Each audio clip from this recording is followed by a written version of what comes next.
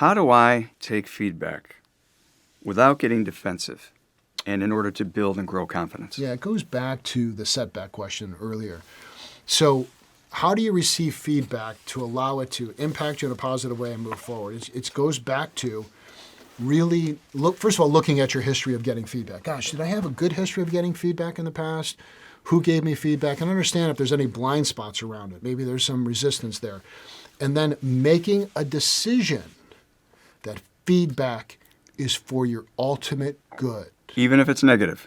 Of course, because remember, it's the growth, right?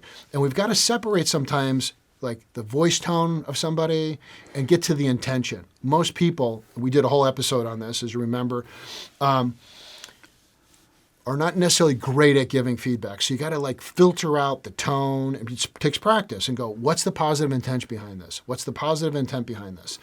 And then understanding, I'm going to get better the more feedback I get.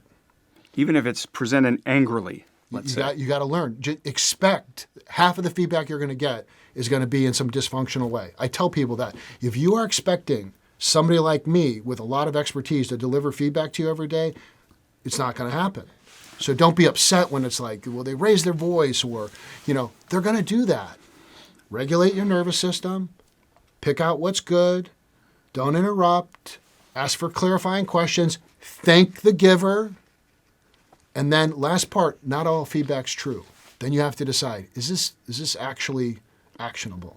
So you're saying thank the giver of the feedback. 100%. Even if it's intense, even if it's negative, Yeah, man, even if thanks it's for not thinking presented in the way you would like. 99%, I'm going to just say this from my experience, the intent of feedback has the right intention.